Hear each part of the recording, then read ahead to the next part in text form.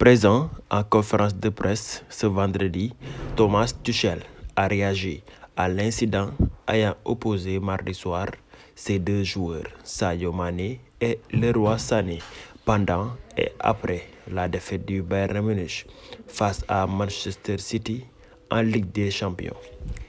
Si le football français est secoué par l'affaire Galtier depuis mardi soir, l'Allemagne doit-elle composer avec la polémique Mané-Sané? Les deux joueurs du Bayern Munich se sont disputés mardi soir en plein match alors que le club allemand perdait 3-0 sur la pelouse de Manchester City et la brouille s'est prolongée dans le vestiaire.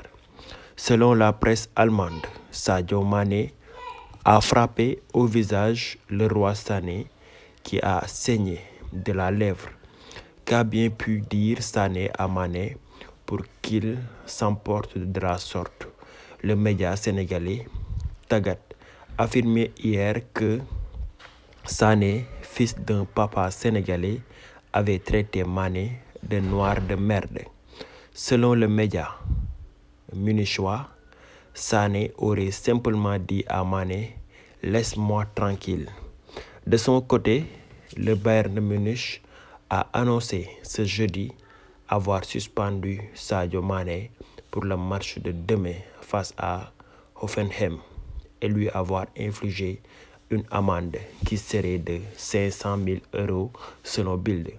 Selon la presse allemande, Mané et Sané se sont expliqués et les deux joueurs se sont excusés auprès de leurs coéquipiers avant l'entraînement d'hier auquel ils ont tous les deux pris part.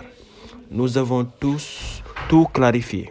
Ce vendredi, Thomas Tuchel était en conférence de presse et a forcément été interrogé sur cet incident. C'est réglé, a évacué le coach munichois. Un match et une amende sont les conséquences de ce qui s'est passé. Je ne l'ai pas vu moi-même parce que j'étais dans la salle des entraîneurs. Bien sûr, j'ai immédiatement parlé à toutes les personnes concernées, les joueurs et le staff. Pour Thomas Tuchel, l'incident est donc clos. Comme cela nous concernait et qu'il s'agissait d'un incident flagrant, il était important de clarifier la situation avant de commencer la prochaine séance d'entraînement. C'est ce que nous avons fait hier.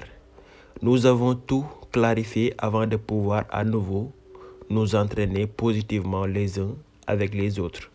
La façon dont les deux joueurs impliqués ont géré l'incident et la façon dont les autres joueurs l'ont géré ont eu un effet purificateur.